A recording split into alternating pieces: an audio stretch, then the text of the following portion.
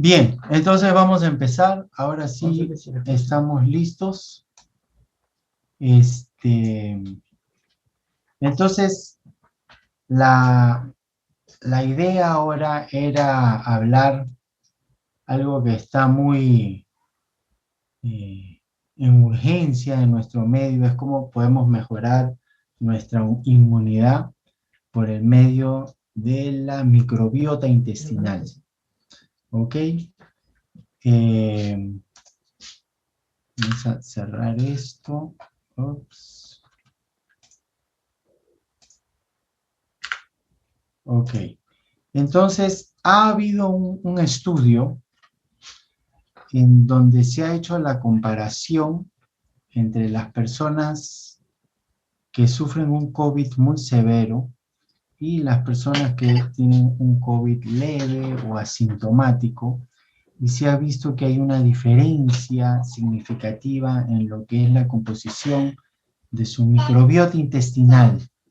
Entonces, esto sería un factor importante que tomemos en cuenta y sobre todo que está muy a nuestro alcance, porque basta que nosotros cambiemos nuestra dieta, hagamos una intervención en 2, 3 días, nuestra flora intestinal es muy versátil y se va a adaptar y básicamente ellos se modifican en base a la dieta que estamos consumiendo. Hay que tener presente que nosotros somos 10% células humanas y somos 90% bacterias. Por eso existe un libro que se llama Somos 10% humanos, y esta microbiota intestinal es como si fuera un órgano que tiene una profunda implicancia en nuestra regulación a todo nivel fisiológico y en particular con la inmunidad. Entonces, las enfermedades autoinmunes, que son tan comunes hoy en día, tienen mucho que ver con esa mala relación entre nuestras células y la microbiota intestinal. Entonces, hay que hacer una diferenciación. Una cosa es microbioma, que es el conjunto de todos los genes que conforman las bacterias, y la microbiota, que son las especies en sí como tal. ¿Ok? Entonces, todas estas enfermedades autoinmunes tienen un común denominador que es una disbiosis intestinal. Esa disbiosis intestinal va a promover más adelante la esclerosis múltiple, la artritis reumatoide, la tiroiditis Hashimoto y también enfermedades más complicadas, neoplásicas y todo eso. Y dentro de esa disbiosis intestinal tenemos que el común denominador de todo eso es que hay lo que se llama un exceso de estas bacterias que se llaman proteobacterias, ¿ya? Entonces, normalmente un intestino debe tener 4 a 6% como máximo de proteobacterias, ¿ya? Y hay 3 grandes grupos de bacterias en el intestino, que son los bacteroidetes y los firmicutes y las proteobacterias. Entonces, cuando hay un exceso de proteobacterias es cuando empezamos a tener problemas, ¿ya? Ahí nos vamos a ir a la hipertensión arterial, nos vamos a ir a la diabetes o a la enfermedad autoinmune. Entonces, esta conferencia en realidad no es válida no solo para nuestros tiempos de pandemia, de infección, sino para múltiples condiciones que queramos proteger. ¿Ok? Entonces, proteobacteria es la asignatura de la disbiosis intestinal. Y aquí, en este diagrama, podemos ver que esto que está rosadito, ¿ya? Eso es la cantidad de proteobacterias que hay en la tierra, la cantidad de proteobacterias que hay en un bosque, en la nube, fíjense, también hay bacterias en los mares, y en el intestino tiene que ser, como aparece aquí, 4,5% bacteroidetes, 65%, y Firmicutes 24%. ¿Ok? Entonces, estos Firmicutes, cuando crece en exceso, ellos van a llevar el cuerpo hacia la obesidad, al sobrepeso, a la diabetes. Entonces, siempre debe predominar estas bacterias, los Bacteroidetes, y debemos tener una pequeña concentración de proteobacterias, no mucho, ¿ya? Entonces, las verduras, como ustedes están viendo aquí que la tierra tiene bastantes proteobacterias, sí, las verduras también que consumimos tienen estas bacterias, pero deben de eliminarse con el ácido del estómago, ¿ya? Entonces, si no hay adecuado ácido estomacal o están tomando omeprazol, antiácidos, entonces como que le están abriendo la puerta a que estas bacterias estén colonizando interiormente, ¿ya? Entonces, acá tenemos esta imagen que nos da una idea de la predominancia. Lo que está en rojo son estas proteobacterias. La persona saludable, 4%, los niños, 16%, las personas con desórdenes metabólicos, 13%, inflamación y cáncer, 14 hasta 15%. Entonces, mientras más nos inclinamos hacia el exceso de estas proteobacterias, más inflamación vamos a tener el cuerpo, más sobrepeso, más síndrome metabólico y todo esto. Entonces, dentro de estas proteobacterias, tenemos dos grandes grupos que podemos clasificar. Tenemos las que reducen nitrógeno y las que reducen azufre. Entonces, en otra oportunidad vamos a hablar de las bacterias reductoras de azufre. Ahora vamos a hablar un poco de nitrógeno, de las de nitrógeno y cómo controlar esto. ¿Ok? Entonces, estas proteobacterias son muy inflamatorias, ¿ya?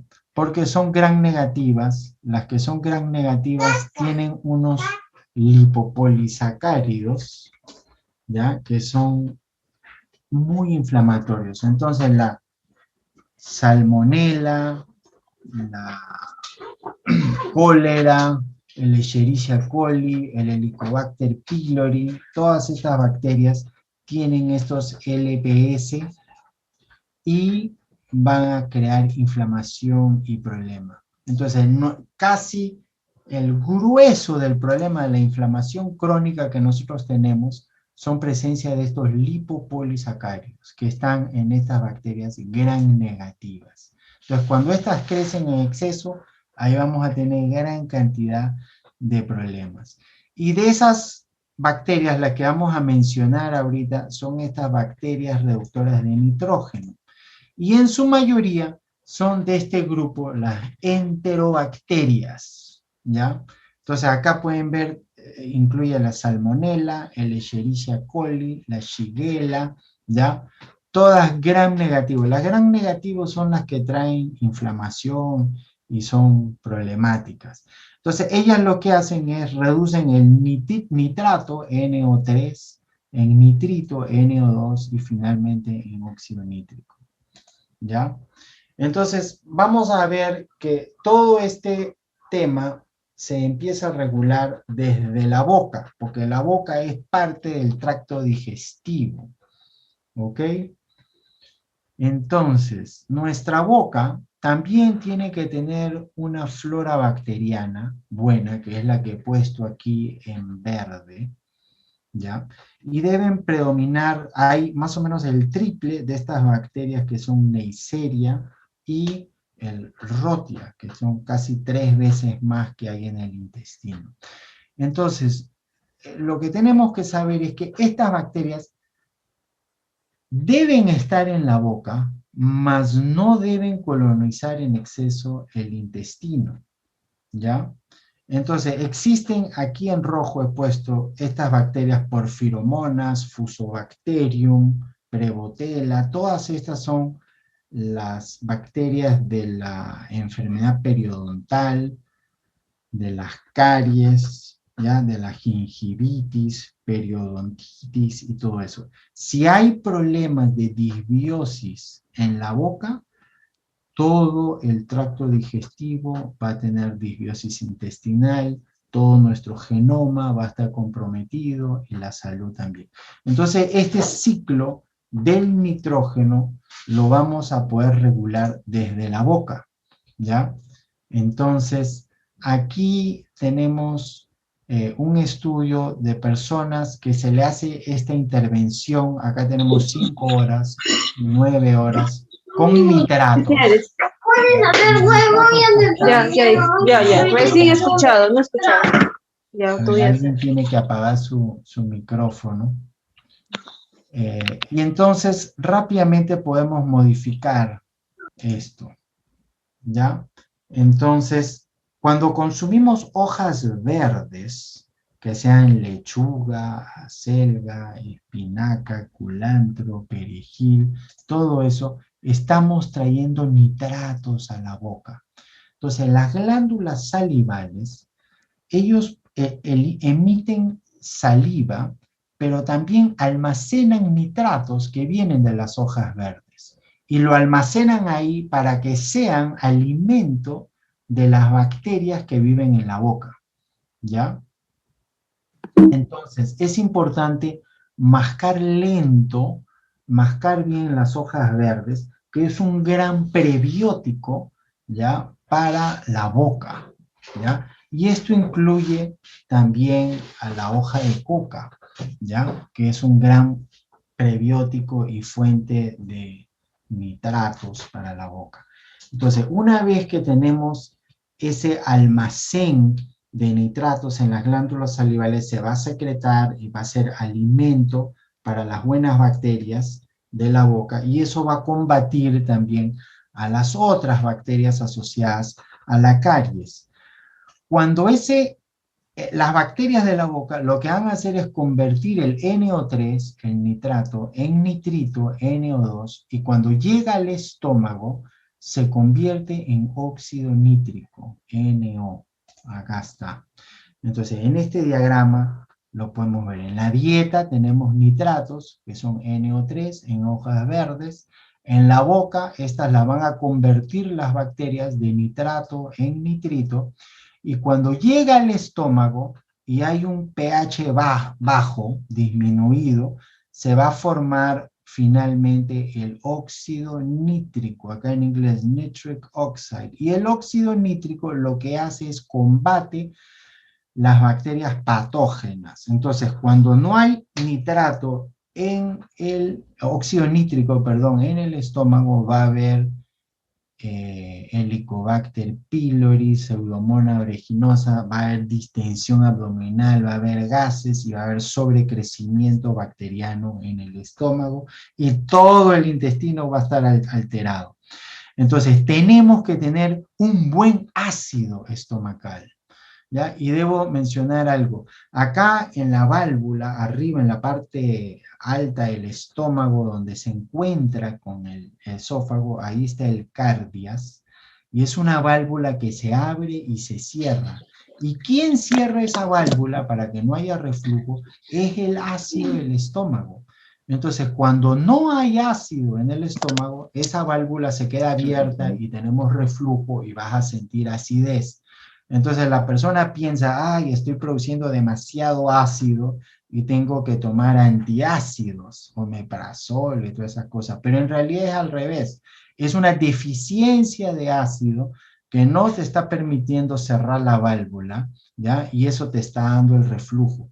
Eso es muchísimo más común, yo diría que el 90% de los casos, hay una deficiencia de ácido, y si no tienes ácido, te crecen los patógenos, te crecen el Helicobacter pylori y se te hincha la barriga y tienes ardor y gastritis y todo eso.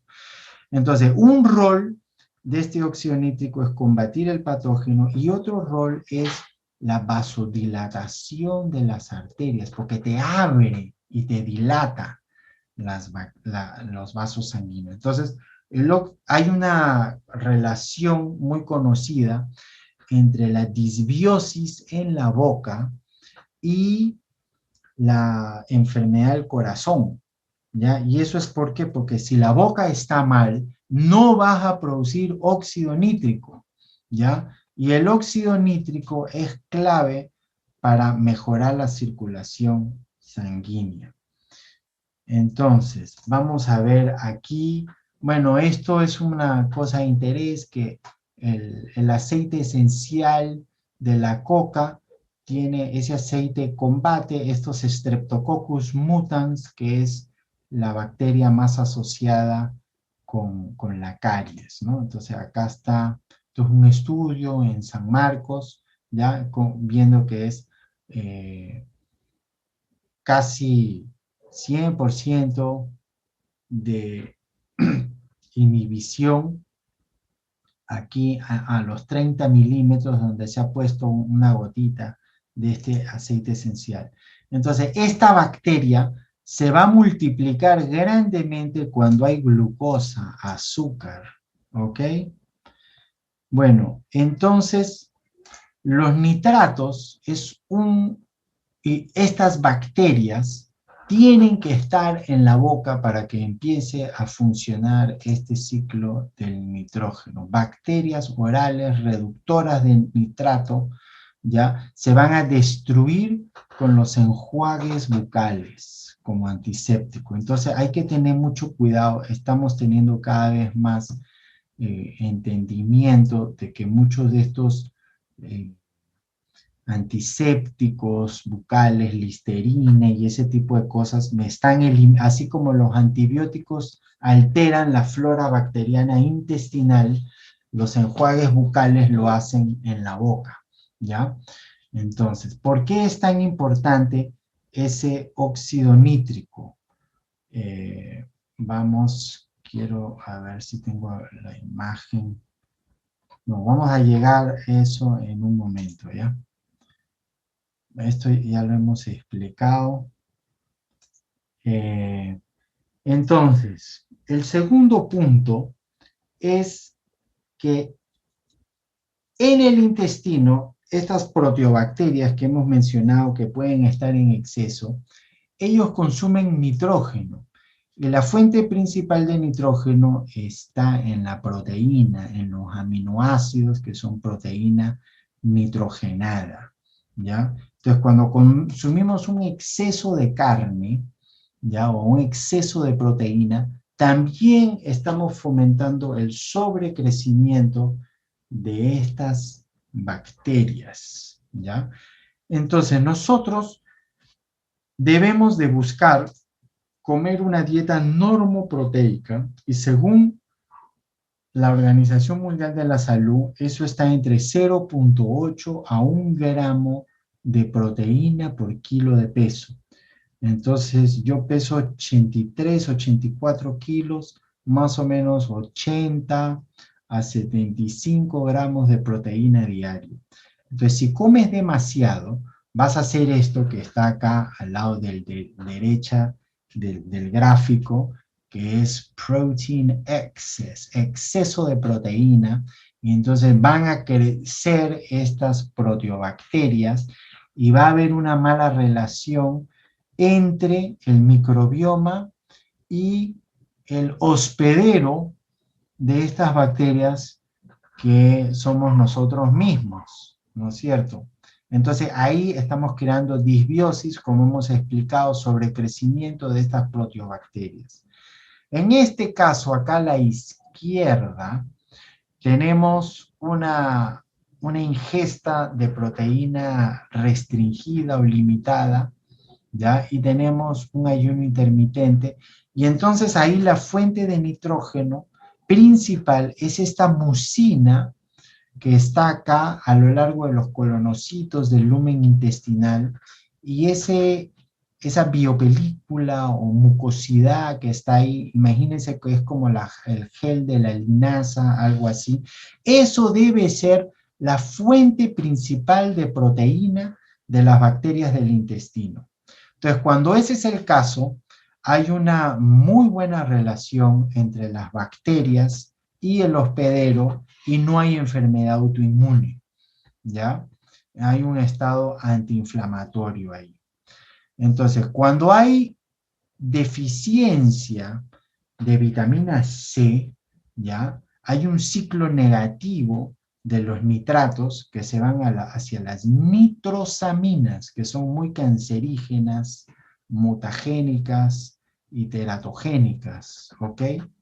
Entonces, si queremos evitar eso, hay que consumir ácido ascórbico regularmente y evitar todo lo que son embutidos. Todas estas comidas tienen nitratos, ¿ya? Y tienen exceso de proteína.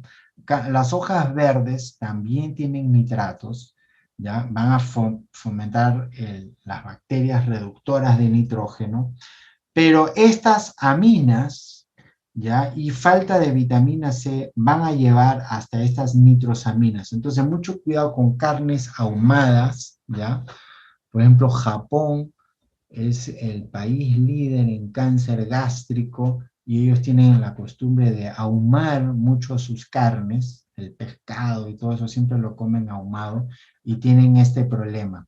Pero los nitratos, en un tiempo, en los 60, 70, se pensó que todo tipo de nitrato era cancerígeno y eso no es así porque si no, tan solo deglutir la saliva, que es muy rica en nitratos, sería cancerígeno y ni siquiera pudiéramos pasar nuestra saliva, ¿ya?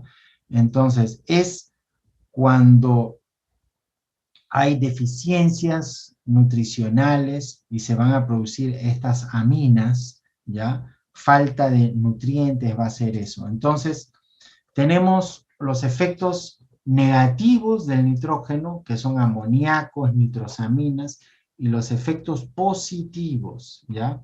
Entonces, en los efectos positivos está la vasodilatación. Ustedes saben que la primera causa de mortalidad hoy en día son las enfermedades cardiovasculares y en gran medida eso tiene que ver con la falta de óxido nítrico, ¿ya?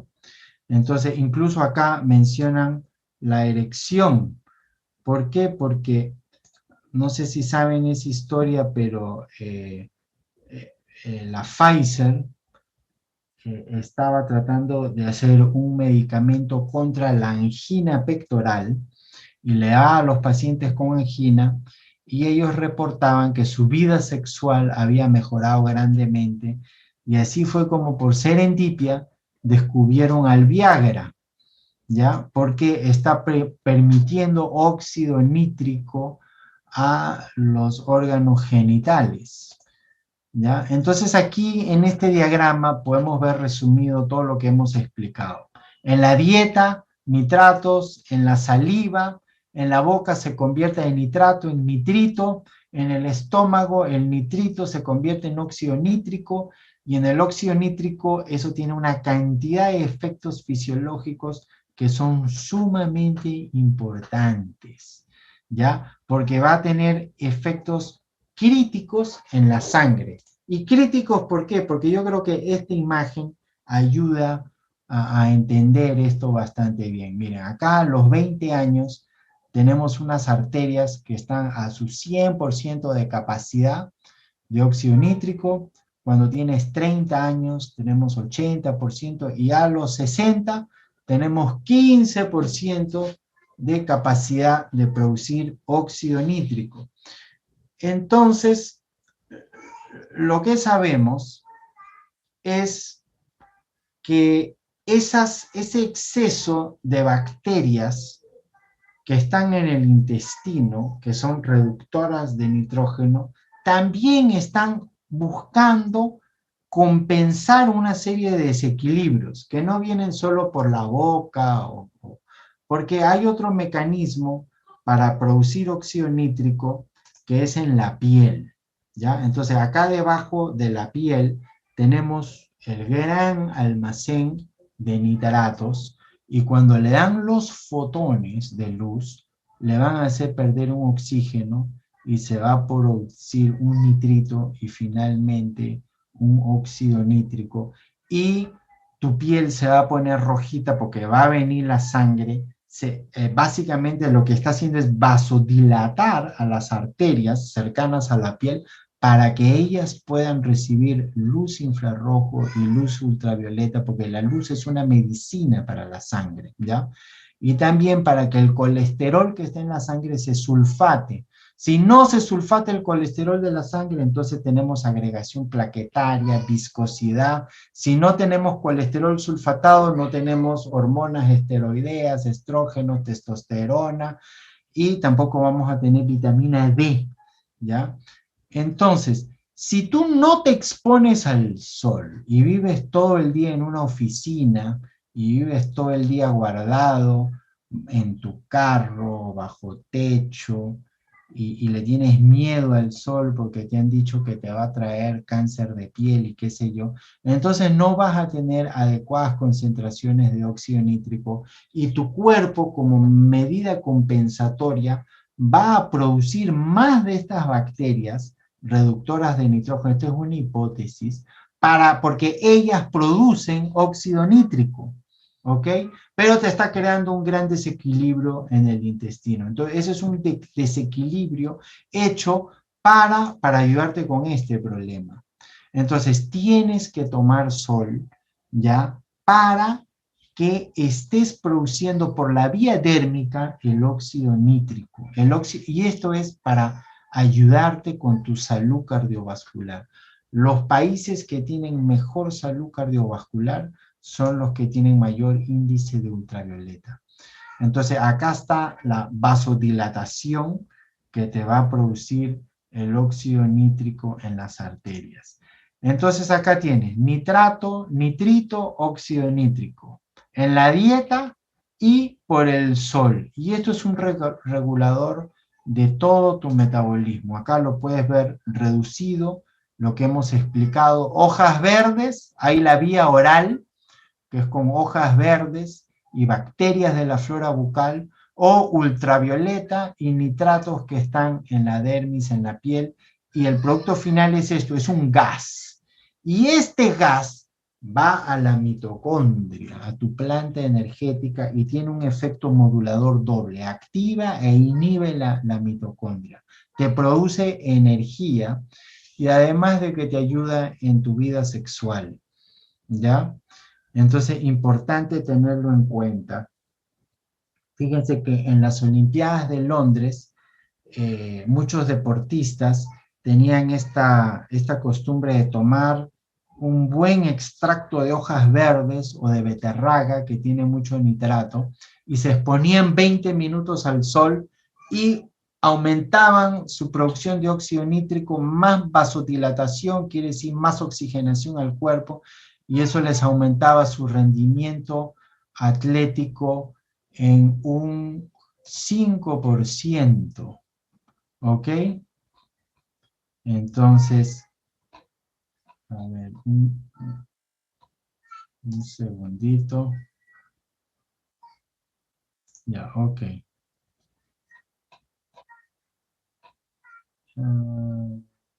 Ok. Bien, entonces, esto ya lo hemos explicado.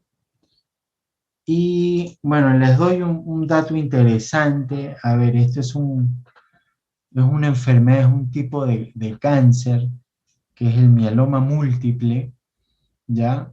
Y pueden ver que ese mieloma múltiple tiene un incremento de estas bacterias reductoras de nitrógeno. Y también tiene coincidentemente unos niveles de vitamina D sumamente bajos, ¿ya? Yo he estado viendo un paciente con mieloma múltiple y le mandé a hacer un análisis de microbioma en Estados Unidos, se lo hizo y dicho y hecho, estaba con unos niveles altísimos de estas bacterias, ¿ya?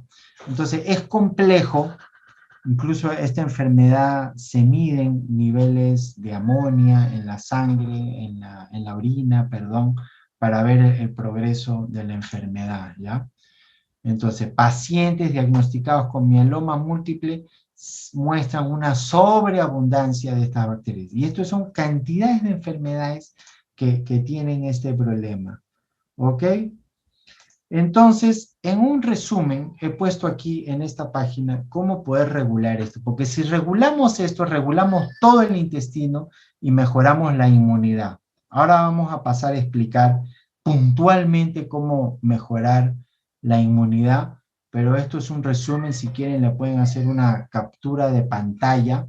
Evitar antisépticos orales, mantener un adecuado ácido estomacal, ¿ya? Vitamina C regularmente para evitar esa nitrosaminación, ¿ya?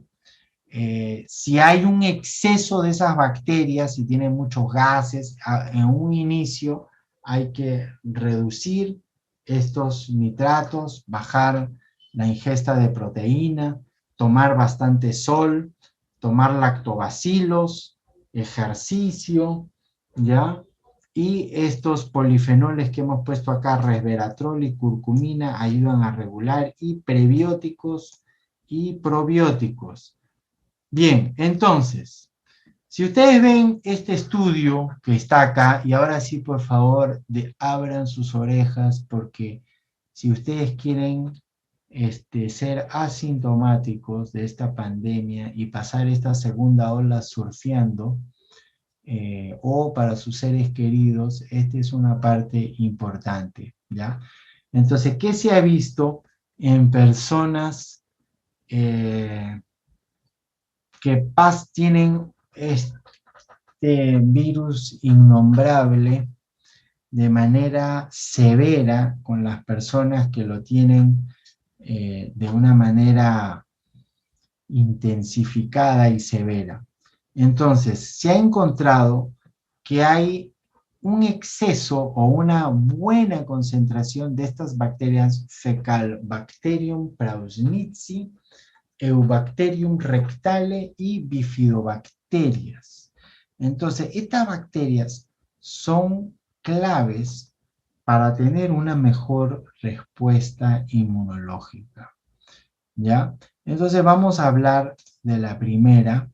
Este es el Fecalbacterium prausnitzii, es gram positivo, ¿ya? Y lo que él hace es producir este butirato, palabra que por favor les pido que se memoricen, y el mnemotécnico para memorizarlo viene del inglés butter, que es mantequilla, y la mantequilla es una grasa saturada que tiene 4 carbonos. Entonces, esta es una grasa que produce las bacterias del intestino, entre ellas esta Fecalbacterium prausnitzii, y tiene un efecto muy antiinflamatorio del intestino, evita lo que se llama el intestino permeable y es el combustible óptimo para las mitocondrias. Entonces, si tú a tus mitocondrias le quieres dar gasolina de octanágeno 28, le tendrías que estar dando este butirato. Entonces, es una grasa, ¿ya? Mira, hace poco estuve tratando a una paciente que está, bueno, vive en Estados Unidos, pero se fue a Alemania a hacer un tratamiento contra cáncer de colon, y yo le hice la pregunta que se las hago a todos ustedes ahorita. Una persona con cáncer, ¿qué debe consumir? ¿Debe predominar la proteína, la grasa o el carbohidrato? ¿Ya? Si quieren me lo ponen en su chat para ver la respuesta. ¿Qué es lo que ustedes piensan que una persona con cáncer debe predominar? ¿Ya? Vamos a ver. Grasa, grasa, grasa, grasa. Todo el mundo me está poniendo grasa, carbohidrato, grasa, grasa. Carbohidratos. Bien, entonces la proteína no puede ser, porque la proteína tiene que ser siempre normoproteica. El combustible tiene que predominar grasa o carbohidratos. Y la respuesta es carbohidrato, ¿ya? ¿Por qué? Porque grasa va a traer un gran problema, sobre todo al colon, va a producir disbiosis intestinal y va a hacer la translocación, va a emulsificar estas bacterias problemáticas y las traslada hacia el lumen intestinal y te produce lo que se llama la endotoxemia, ¿ya? Entonces, pero el carbohidrato alimenta el cáncer, ¿no es cierto? El cáncer vive solo de glucosa. Entonces, cuando yo digo carbohidrato, estoy hablando del carbohidrato que me va a alimentar a estas bacterias, ¿ya? Que una de ellas es el Fecalbacterium prausnitzii, pero hay otras también, Akkermansia, Mucinophila, grupos me están escuchando, ¿no? Porque estoy recibiendo una señal acá del micrófono. Sí te escuchamos, pero no te vemos. No me ven. No, pero sí te escuchamos. Ahora. Ya, ahora sí te veo. Entonces, lo que queremos es consumir carbohidratos que están, por ejemplo, en los hongos, como Coriolus versicolor, en la ganoderma, carbohidratos que están en el espárrago, carbohidratos que están en el hongo. Obviamente no vamos a comer torta, pan, ni papa, ni ese tipo de almidones, pero tenemos que pensar no en alimentarnos nosotros, sino en cómo alimento a mis bacterias, porque ellas se van a encargar de alimentarte a ti, ¿ya? ¿Qué es lo que ellas necesitan? Tenemos que cambiar ese paradigma y pensar en alimentarnos a ellas. Y lo que ellos te van a producir es grasa. Entonces la respuesta es, digamos, ambivalente. La respuesta a esta pregunta es grasa y carbohidrato, pero es carbohidrato para producir esta grasa que es el butirato, ¿ya? Entonces, estas son las grasas saturadas de cadena corta, que son tres. Son el propionato, el acetato y el butirato. Entonces, debe ser el objetivo, el combustible principal de toda persona, porque es una grasa óptima para producir energía y muy antiinflamatoria del cuerpo, ¿ya? Entonces, deficiencia de estas bacterias, Fecalbacterium prausnitzii, está asociado a cáncer colorectal, colitis ulcerativa, colon irritable, psoriasis, diabetes, alguien tiene su micrófono, por favor, si puede apagarlo. Ahí está, mejor, gracias. Bien, entonces, el sorgo es un alimento que enriquece a estas Fecalbacterium. El otro alimento que lo enriquece es este té que se llama el pu'er, ¿ya? Un alimento que tiene, esto es lo que venden en los chifas, el té Oolong, es un té semifermentado, lo mismo que es el té pu'er, que también es un té semifermentado, aunque este es especial de la provincia de Yunnan, pero te alimenta dos bacterias, la Akkermansia, que es la que te produce esta mucina que hemos hablado en el intestino, y el Fecalbacterium prausnitzii. Entonces, aquí tenemos otra lista. Oh, se me apaga el video.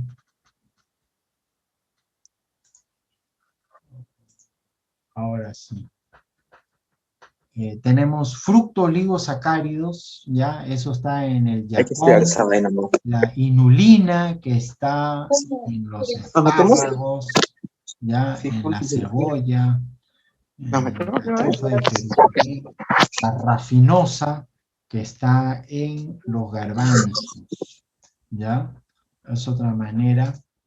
Y acá nosotros podemos ver, aquí a la izquierda, tenemos fibra prebiótica de verduras, ¿ya? Que nos van a producir butirato, ¿ya? Y nos van a producir este óptimo combustible para nuestras células, ¿ya? Pero si hay un exceso de bacterias reductoras de nitrógeno, vamos a tener la disbiosis, y cuando no hay buena combustión de oxígeno, por ejemplo, las personas que no hacen suficiente ejercicio, no combustionan todo su oxígeno y vamos a tener un exceso de oxígeno acá en el lumen intestinal, y ese oxígeno hace que crezcan las bacterias facultativas aeróbicas, ¿ya?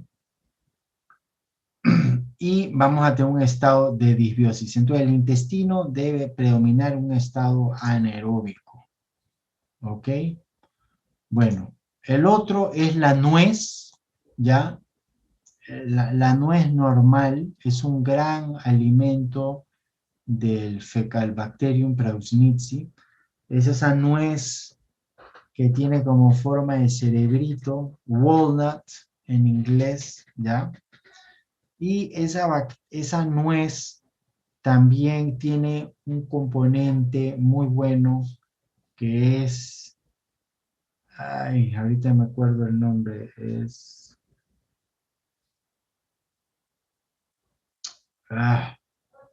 me va la memoria. Bueno, ahorita se me viene. Pero lo que hace es eliminar toda urolitina A. Eso es. Entonces, las bacterias del intestino transforman a la nuez, el ácido elágico que tiene la nuez, que es lo mismo que tiene la granada, y lo transforma en urolitina A. Y la urolitina A lo están buscando incluso patentar varias farmacéuticas, porque lo que hace es elimina todas las mitocondrias que están defectuosas en el cuerpo. Entonces, cada célula nuestra tiene unas 300 a 3000 mitocondrias por célula y la mitad de ellas son defectuosas, ¿ya? Y entonces lo que te permite esta urolitina A es eliminar esas bacterias defectuosas. Acá está, urolitina, lo tenía en este, ¿ya? Un gran modulador de la microbiota. Entonces esas nueces es muy bueno incluir en la dieta, ¿ya? Estas bacterias también las nueces son grandes para prevenir cáncer colorectal, ¿ya? Y aquí podemos ver el total de polifenoles de las nueces, 2499, comparado con el maní, con el pistacho, con el cayú, la almendra. Entonces es una nuez que tiene un gran poder antioxidante. Este es un resumen ya de los promotores del Fecalbacterium, ya, curcumina, té verde, garbanzo, fructoligosacáridos, ya, eso está en el yacón, el té, el sorgo y polifenoles de vino. Entonces, esta bacteria tiene un extraordinario poder de regular nuestro sistema inmunológico. Bifidobacteria es el otro. Bífido porque tiene dos cabezas, ¿ya? Entonces, este Bifidobacterium longum es clave. Personas que tienen alergias crónicas, rinitis, sinusitis, asma, normalmente tienen deficiencia de esta bacteria. Acá pueden ver en este diagrama, pueden ver, por ejemplo, este es el rojo, ¿ya? Los que se le ha suplementado las bifidobacterias, cómo reduce el estornudo, reduce el dolor de garganta, la irritación a los ojos, la picazón nasal, la rinorrea, todo eso, ¿ya? Entonces, este circulito rojo comparado con el verde, que es que no recibe esto, ¿ya? Acá también como marcador de inflamación en el cuerpo, miro cómo lo reduce este segundo grupo, ¿ya? Entonces, acá tenemos un compuesto muy importante para la alergia, ¿ya? Y aquí podemos ver, para prevenir el cáncer, van a ver el grupo control versus los que reciben estos bifidobacterias en el hígado, en el intestino delgado, en el intestino grueso, ¿ya? Y la eliminación de estas bacterias tóxicas, ¿ya? Entonces, un gran alimento para alimentar estas bifidobacterias son las antocianinas, antodeflorcianinas que tienen color morado. Entonces, estamos hablando de todo lo que es papa morada, maíz morado, sauco, arándanos, blueberries, col morada, ¿ya? El chefche de la selva, el capulí, ese que hay tanto en la sierra también, excelente. Entonces, el maíz morado tiene esa cianina 2-glicósido que es muy bueno para el colon, es muy bueno para prevenir pólipos intestinales, cáncer de colon, y la razón es ¿por qué? Porque me está alimentando estas bifidobacterias, ¿ya? Acá tenemos otro estudio, ¿ya? Que me está hablando de las antocianinas y la microbiota intestinal, ¿ya? Acá tenemos antocianinas del camote morado, ¿ya? Y ayudan a producir estos short chain fatty acids, que son el butirato, el propionato y el acetato, ¿ya? Estas grasas saturadas de cadena muy corta, que es lo que hemos explicado, ¿ya? Bueno, hay cantidades de evidencia que la antocianina sería una de las maneras más. Hay suplemento de antocianina, nosotros tenemos ahí en la tienda el MMC, que es el M de maqui, de maíz morado y de col morada. Entonces, entre ellas hay una sinergia porque son antocianinas muy diferentes y cuando las tomas en sinergia va a haber un efecto clínico mucho más importante. El extracto de granada ya me va a producir bifidobacterias y esta urolitina que ya hemos hablado. Y el otro es la cazaba, como le dicen en Brasil, que es la yuca fermentada, perdón. Entonces la yuca tiene antinutrientes y les recomendaría a la gente que cuando la van a consumir, la corten, la pelan, la cortan en rodajitas y la ponen en un balde de agua y la dejen ahí 3, 4 días hasta que fermente, puede ser 5 días, depende del clima, y el agua se va a volver chicha así, y esas bacterias van a fermentar y a degradar la yuca, y después esa yuca le botan el agua, la preparan, la rayan, pueden ser como unas arepitas, las pueden poner al horno, o pueden hacer ese majado que hacen en Piura, de yuca, ¿ya? Y no sé si han visto el pão de queijo en Brasil, que es una yuca que es toda como una gelatina, ¿ya? Y ese sabor tan agradable es porque está prefermentada, ¿ya? Y eso es un gran nutriente para las bifidobacterias. Las bifidobacterias son de la familia Actinobacteria, ya ese morado. Entonces, mira, ustedes ven acá tiempo 0 horas, tiempo 72 horas. En 72 horas, mira cómo ha crecido este color moradito acá, ¿ya? Y ahí tenemos una fuerte manera de aumentar a estas bifidobacterias que son tan importantes para la inmunidad, ¿ya? La cazaba ha mostrado un gran incremento de bifidobacterias en la microbiota, ¿ya? Es un prebiótico bifidogénico, ¿ya? Más que la inulina que está en el espárrago y esas cosas. La acacia es otra fibra soluble muy usada, ¿ya? Nosotros tenemos aquí el keto coca y el keto cacao, que está hecho con esa fibra de acacia, ¿ya? Y la inulina, que está en varias verduras. Ahorita le vamos a dar un resumen. Y estos son maneras de prebióticos muy importantes. Estos son los betaglucanos que están en la ganoderma, ¿ya? También hay betaglucanos en la fibra que está en la avena, ya que la avena tiene una fibra soluble y no soluble, y sería importante también estos betaglucanos incluirlos ahí, ¿ya? Y bueno, finalmente les voy a poner este resumen aquí. Entonces, este Fecalbacterium prausnitzii, ya hemos dicho, polifenoles del vino, el sorgo, el té pu'er o bulón, fructooligosacáridos, que están acá, yacón, achicoria, hojas de diente león, ajo, cebolla, espárrago, alcachofa y la pitahaya, ¿ya?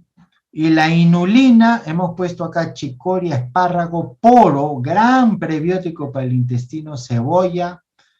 Esta chicoria está repetida.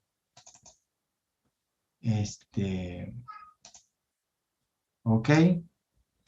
Bueno, y para bifidobacterias hemos explicado las antocianinas que están en las hojas moradas, frutas moradas, el ácido elágico que está en la granada y en la nuez, la yuca, betaglucanos de la ganoderma, ¿ya? Todos esos son fuentes importantes de bifidobacterias. Ahora fíjense un dato, para terminar ya. Esto es un estudio que es de ahorita, me parece que es del 2020, de octubre del 2020, no tiene ni un año este estudio. Entonces lo que han hecho es comparar personas que tomaron vitamina B de forma oral y vitamina D a través de la piel. Entonces, los que toman vitamina D a través de la piel incrementan estas bacterias en el intestino, las Lactospiraceae, ¿ya?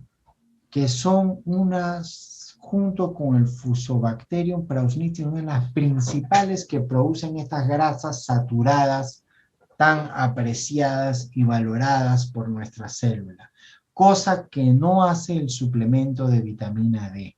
Entonces, si tú quieres modificar tu microbioma intestinal, tienes que exponerte a la luz. Eso también va a hacer que produzcas óxido nítrico. Si tienes óxido nítrico, entonces no estás obligando a que haya sobrecrecimiento de bacterias reductoras de nitrógeno, que son las bacterias de la disbiosis, ¿ya? Entonces, acá tenemos que hay... Uy, perdón, un momentito. Se me ha caído esto. Ahí pueden ver. Bueno, ya estamos terminando esto.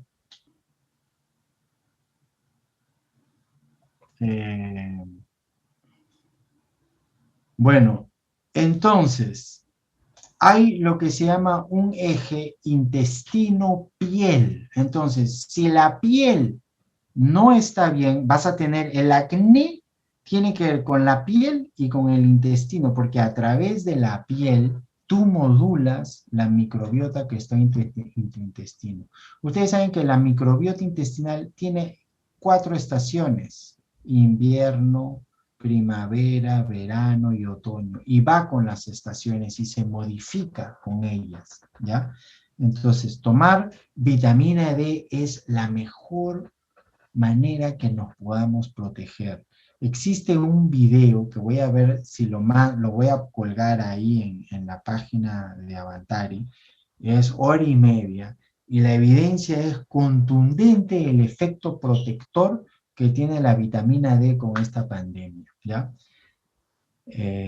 Si a ustedes, Dios no quiera, se infectan o algo, empiecen rápidamente a tomar, en ese caso ya suplemento de vitamina D, porque suplemento de vitamina D va a impedir la hospitalización, va a impedir el UCI, pero para prevenir regularmente tomar sol, porque el sol es mejor que el suplemento por las razones que acabamos de explicar.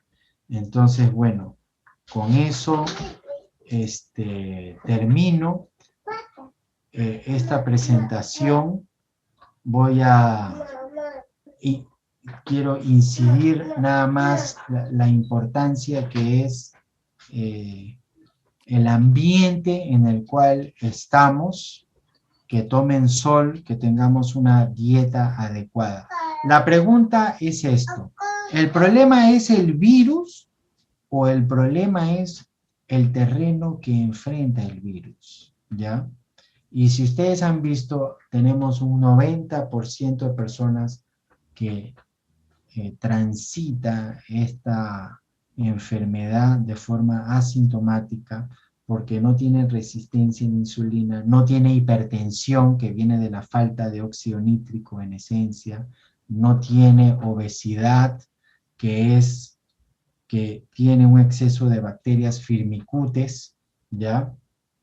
Entonces, nosotros tenemos que preocuparnos en cambiar el terreno. Si se pone en la jeringa o no se pone en la jeringa, ya ese es otro tema, pero lo que estamos aquí abocados es a la prevención, que lamentablemente no hemos, creo yo, ni el gobierno, ni las autoridades, ni los ministerios le han dado suficiente atención.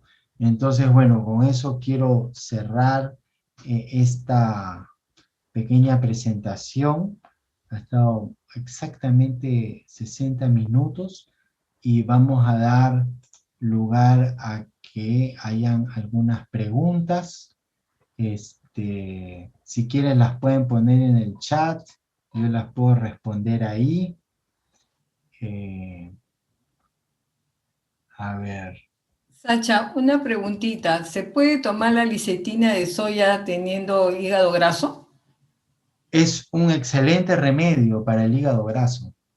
La Ah, lecitina de soya es lo principal para el hígado graso. ya. ¿Ya? ¿Cuántas cucharitas? Hay muchas personas que tienen una carencia de un gen, ¿ya? Y no tienen buena metilación, que se llama, y la lecitina ayuda ahí.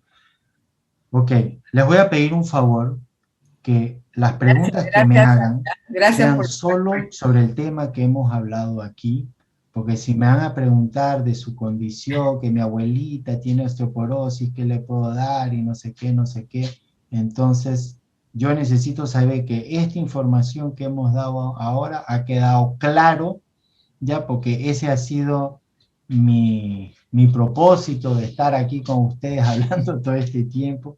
Entonces, por favor, le pido que hagamos las preguntas sobre lo que hemos hablado. Voy a ver si... a ver, doctor, ¿es verdad que debemos consumir el maíz morado sin azúcar? Todo tiene que ser sin azúcar, ¿ya? Por favor, nada de azúcar en ningún momento, ¿ya? Eso no debe existir en nuestra alimentación. La otra pregunta, yo preparo mi pan con yuca fermentada con linaza. Perfecto. Yo también hago lo mismo. ¿Ya? ¿Cuál es la receta? A ver, les voy a dar una recetita, ¿ya? Para que se lleven algo masticable. Voy a compartir pantalla otra vez. Y esto es, a ver, me avisan si lo pueden ver. Ah, no, esto no es. Perdón. A ver, ¿dónde está share screen? Doctor, ¿y se pueden tomar Un los momentito, probióticos que venden en las un farmacias?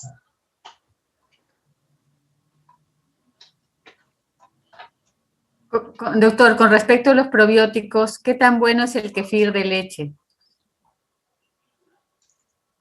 Un segundito. Gracias.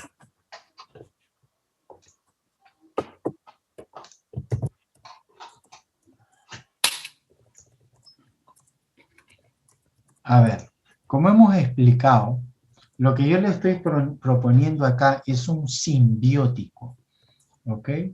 Entonces, cuando ustedes consumimos el probiótico, que es la bacteria, y le damos a la vez el prebiótico, que es el alimento de la bacteria, vamos a tener el simbiótico, ¿ya? Entonces, el tipo de fibra que es particularmente beneficioso para el intestino es la fibra soluble. Entonces ustedes lo disuelven en agua y es perfectamente soluble. La goma de tara es así, y esta fibra que es el psyllium husk, esto lo venden en todas las farmacias, está disponible en la tienda, también lo tenemos. Es muy bueno tanto para diarrea crónica como para estreñimiento crónico. Ahora, el suero de Tokosh es una formidable concentración de lactobacilos, que es otra gran familia de bacterias que no hemos hablado ahora.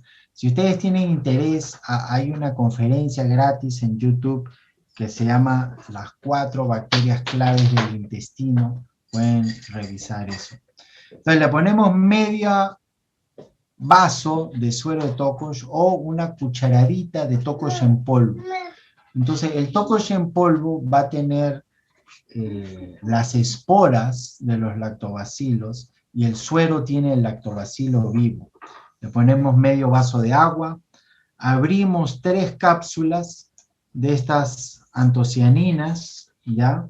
Le ponemos 1/3 de cucharadita de goma de tara, 1 cucharada del psyllium husk. El psyllium viene de un yantén especial, son las semillas del yantén y son uno de los prebióticos mejores que podemos tomar para el intestino. Entonces se licúa y se bebe antes de que coagule. Esto yo lo tomo en ayunas y la verdad es que es un gran alimento. En vez de hacerlo con tocosh, lo pueden hacer con estos prebióticos del Coriolus versicolor. Esto lo tenemos en la tienda también, o eso se consigue, no es tan complicado, muy bueno para combatir el papilomavirus y Ganoderma lucidum. Entonces, estos 2 hongos tienen una ventaja que combaten, levantan el sistema inmunológico y nos permiten combatir virus, hongos, cándida, bacterias patógenas, pero a la vez es un prebiótico para la buena flora intestinal, ¿ya? Entonces, en vez de hacerlo con suero de tocosh, lo puedes hacer con este preparado, los hierves 20 minutos estos hongos y le pones las antocianinas, la goma de tara y todo eso, ¿ok? Entonces, este simbiótico creo que sería un gran aliado para tomar en estos tiempos, además que estamos en pleno verano. Espero que les haya servido eso. A ver, acá hay otra pregunta.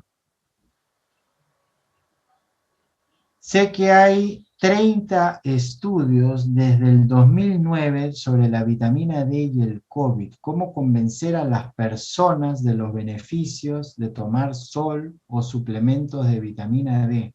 La mayoría de médicos y personas no le da importancia, aunque hay evidencia. Así es, efectivamente. Y no solo eso, sino que yo, por hablar de la vitamina D, en mi página oficial de Facebook tenía 40,000 seguidores y fue cerrada esa página y fue cerrada diciéndome que era por hablar, me lo dijeron incluso, por hablar de la vitamina D y ni si porque yo nunca hablé de la vacuna ni nada de eso, pues simplemente por hablar de eso te censuran. Entonces estamos en un tiempo de una censura muy lamentable. No entiendo bien cuál es el objetivo de eso. Incluso me invitaron a una reunión virtual con el gobierno regional de Arequipa. Esto fue creo que en octubre del año pasado, cuando estaban pasando un tiempo muy difícil con la pandemia.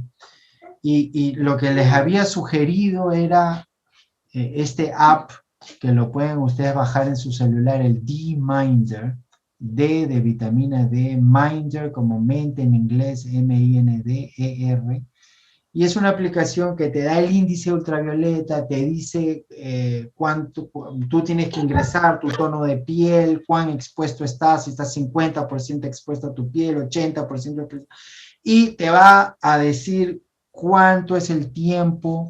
Te va a prender una alarma cuando te diga ya si te has excedido tu tiempo de exposición, y si lo usas regularmente te puede incluso decir cuál es tu concentración de vitamina D en plasma, y así no tienes que gastarte los 250 soles que cuesta el test en el laboratorio y puedes monitorear tu vitamina D. Entonces, bueno, este tipo de cosas tienen que ser lo que debería estar haciendo los diarios en el periódico todos los días, dándole esta información. ¿Qué comidas tenemos que alimentarnos? ¿Cómo poder regular nuestra vitamina D? ¿No? Pero no sea, lo único que nos dicen es mantén la distancia, ponte las máscaras, no trabajes y espera que venga la vacuna, ¿no? Y reza. Pero bueno, kefir, Doctor, una kombucha, pregunta. chipú, ya todo eso en las comidas, efectivamente. El tiempo al sol ya lo hemos explicado, pueden usar ese D-Minder. Eso no tiene respuesta porque depende de tu tono de piel, depende del índice ultravioleta, si es 8, 14, 9, ya depende cuánto tiempo estés expuesto, depende si estás fotoadaptado o no fotoadaptado. Todo esto está explicado también en mi último libro, Generando Voltaje en la Salud Humana. Ahí hay un capítulo que habla todo esto sobre cómo tomar el sol, ¿ya? Persona con Hashimoto puede consumir yuca fermentada, claro. Hashimoto es en esencia un problema del microbioma intestinal, ¿ya? Entonces todo esto es válido, ¿ya? ¿Cómo Doctor, recomiendas disculpe, tomar el sol? aceite de copaiba,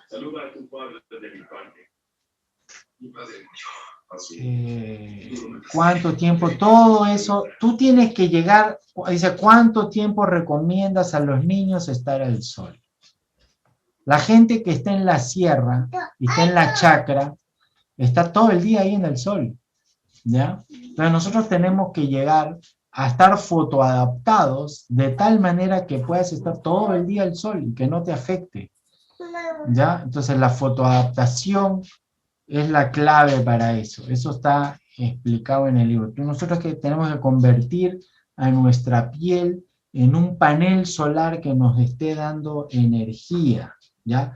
Y existe la fotocarcinogénesis, es peligroso. El ultravioleta es una herramienta de doble filo, yo no digo que no, pero no puedes vivir, así como no puedes vivir sin oxígeno, el ultravioleta también, y oxígeno y el ultravioleta, los dos son muy tóxicos, muy peligrosos, pero son claves para la vida también, ¿ya? Lo ideal es tomar sol antes de las 11 y después, no, diría que no. Todo eso depende del índice ultravioleta, depende de cuán fotoadaptado estés, ¿ya? D-Minder Pro, muy bueno. Doctor, ¿puede darnos el enlace para asistir a la conferencia gratuita? Creo que mi esposa lo ha colgado ahí en Facebook Live, ahí está, y espero que lo puedan repetir después. Bien. Ok, hay, creo, personas con colitis pueden producir estos productos. Lo que estamos es, con todo esto, es ayudando a regular la microbiota, claro que sí. Personas con vitiligo pueden tomar sol, les va a mejorar. No lo va a curar, pero lo va a reducir. En general, las condiciones de la piel como psoriasis, sobre todo psoriasis, se mejora con la exposición al sol. El vitiligo también, ¿ya?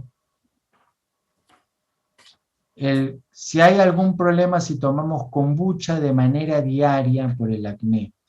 Entonces, hay una cosa que hay que tener presente. El intestino es como una cámara de fermentación, ¿ya?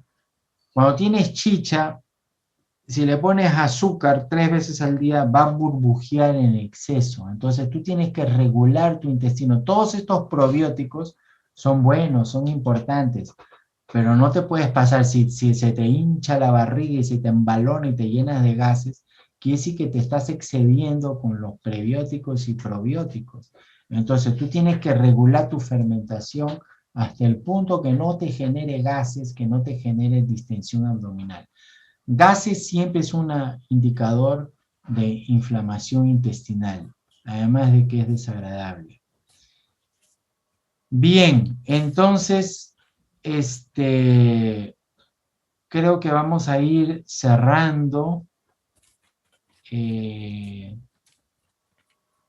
Creo que he contestado las preguntas ahí, que están ahí. Si hay algo que no he contestado y Vamos a darle el paso a la palabra de repente a unas 2, 3 personas que tengan una pregunta para que esto sea un poco democrático y no digan que se está amordazando el público, pero he tratado de responder todas las preguntas que están ahí en el chat al menos, ¿ya?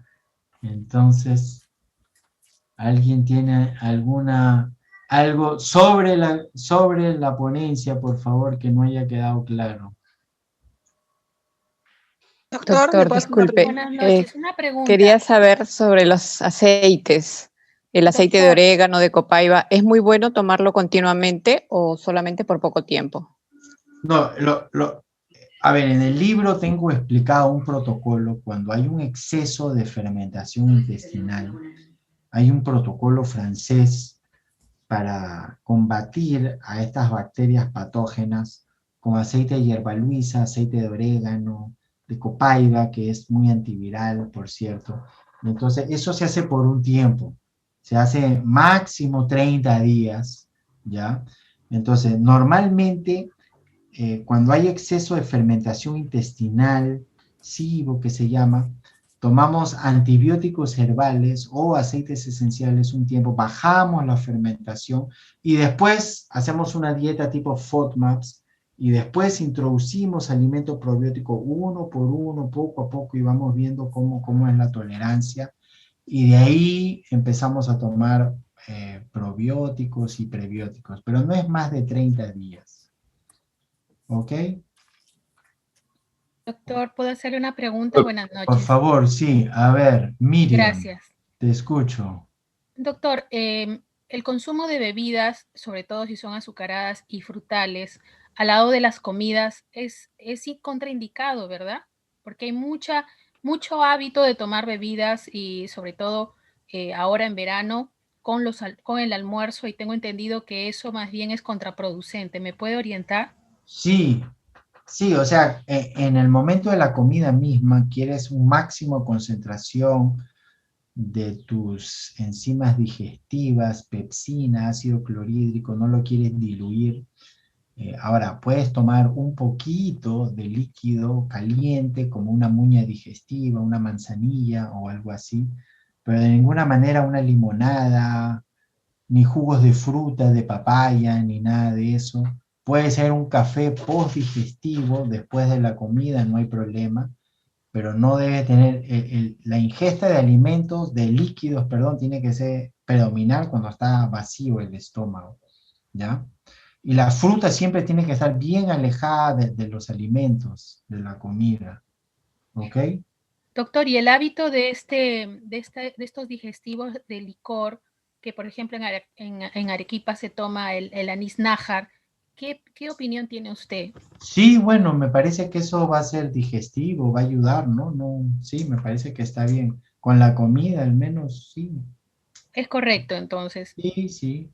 ¿Y el vino que combina, digamos, en la noche con una comida también lo...? Bueno, en la noche trate de no comer nada. Ok. ¿Ya? O sea, esa es otra manera de mejorar grandemente tu microbioma. Es, le das toda la comida, pero trate de acortar las horas de los alimentos. Trata que no haya, primero lo cortas a 10 horas. Desde la primera comida hasta la última, 10 horas. De ahí lo reduces a 8 y de ahí lo reduces a 6 horas. ¿Ya? Entonces, así estás todos los días ayunando y eso ayuda a que se haya mayor diversidad de bacterias en tu intestino. Algo que hace también la exposición a la piel, al sol. ¿Ya? Entonces, mientras más expones tu piel al sol, la microbiota intestinal se diversifica. Diversidad de microbioma es algo que está asociado a la salud, ¿ya? Simplificación del microbioma está asociado a la obesidad, a la diabetes, al cáncer. Entonces, si todos los días desayunas lo mismo, ¿ya? Tienes un microbioma simplificado. Y si comes desde las 8 de la mañana hasta las 8 de la noche, también estás creando demasiado tiempo para fermentar. Entonces, el intestino tiene que fermentar, pero un tiempito. 8, 6 horas, 10 horas. 4 horas, algunas personas, pero 6, tu objetivo tiene que ser desde la primera comida hasta la última, no más de 6 o 8 horas. Entonces, en la noche cae el sol, no debes comer nada. Ese es mi consejo. Entonces, cuando hagas eso, vas a tener un tesoro muy grande que se llama flexibilidad metabólica. Acuérdate esa palabra. Si tú eres metabólicamente flexible, tú puedes pasar 10, 14 horas sin comer y sin tener nada de hambre. Y entonces, cuando pasas ese tiempo, quiere decir que has activado tu segundo motor fisiológico, que es la ketosis.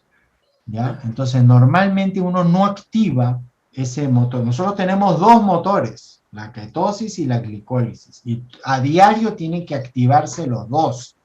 Entonces, si solo activas la glicólisis, inexorablemente vas a ir hacia la diabetes, o hacia el cáncer, o hacia el Parkinson, o hacia el Alzheimer, porque todo es lo mismo, ¿ya? Entonces, solo estás usando la vía glicolítica, entonces cada 2 horas tienes que comer una frutita, un pancito, te da hambre, si tienes que estar comiendo a cada rato, quiere decir que estás dependiendo de la glucosa. No estás teniendo esa flexibilidad metabólica. El ayuno intermitente te permite hacer eso.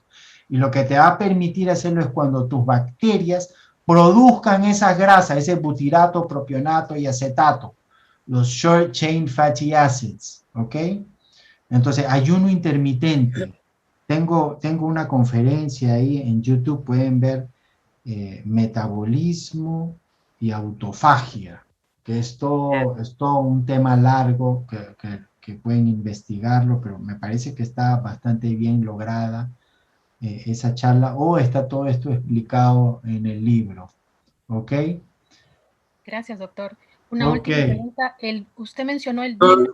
Otra persona, vamos a darle paso a otra persona que pregunte, por favor, ya me ha hecho... Doctor, Ajá. doctor, una consultita, ¿es bueno purgarse para la microbiota?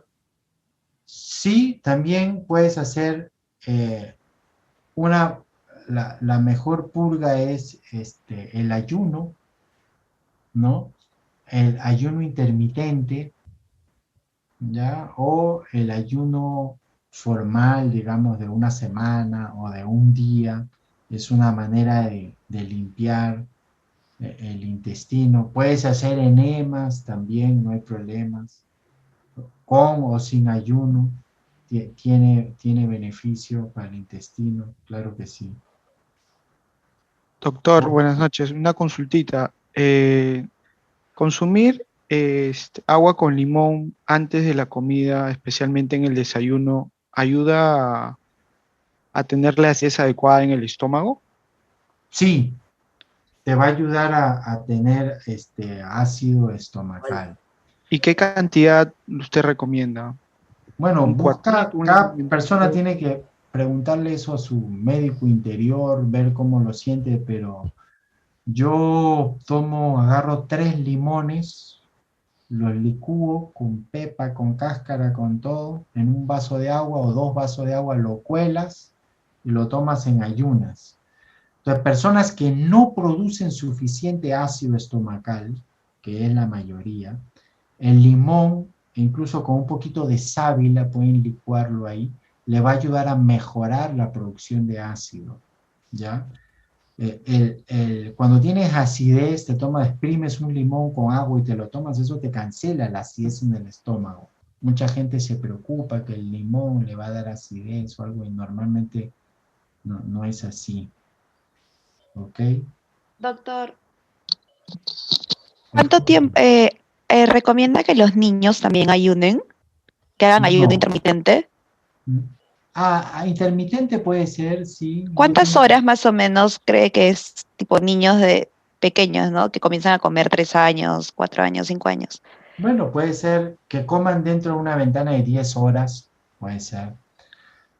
Lo que pasa es que en el ayuno va a estar activado AMPK, Activated Monophosphate Kinase. Y cuando en las horas que comes, está activo mTOR, Mammalian Target of Rapamycin. Son como los 2 botones fisiológicos.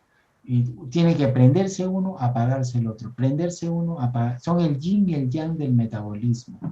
En los niños tiene que predominar mTOR, porque mTOR es crecimiento de músculos, crecimiento del cuerpo, te ayuda a crecer masa muscular, está edificando todo. Entonces, como adulto también, pero eso tienes que apagarlo.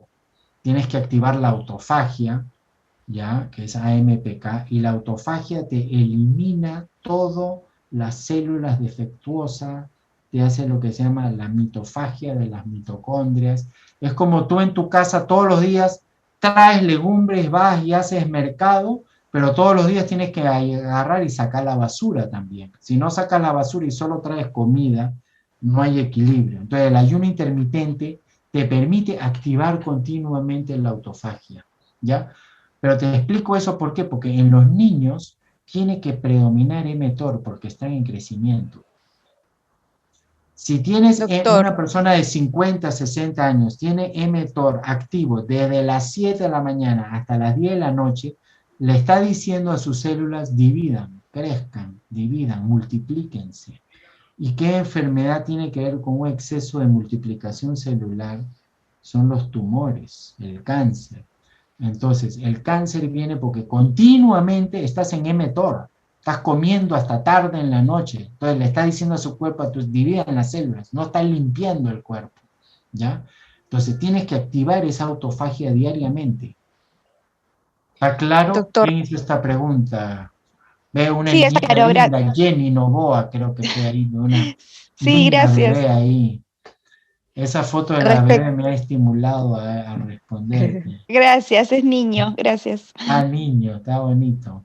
Una pregunta, doctor. Doctor, A ver. respecto al agua con limón que acaba de mencionar usted, que se toma en ayunas, ¿se puede tomar junto con el hipocur o tiene que ser antes y después de media hora, una hora tomar el hipocur? Antes, el limón purito y después por lo menos que pase 20, 30 minutos, ¿ya? Toma el limón solito, antes de ningún alimento, ok. Bien, bueno, ya vamos a 1 hora y 40 minutos, vamos a cerrar aquí y lo que vamos a hacer es, voy a tratar de arreglar este problema técnico para que todos no tengan que ver así con un celular en la pantalla, me disculpan por esto, pero voy a resolver esto y vamos a tratar de hacer, no sé si semanal o quincenal, estas charlas al menos hasta que pase esta segunda ola.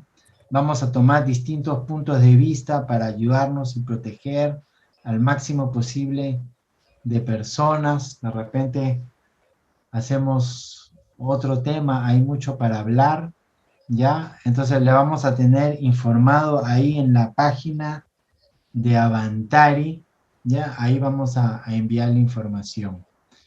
Entonces, bendiciones con todos y espero que haya sido útil. Gracias a todos. Gracias, doctor. Gracias. Gracias. Muchas gracias, doctor. Gracias.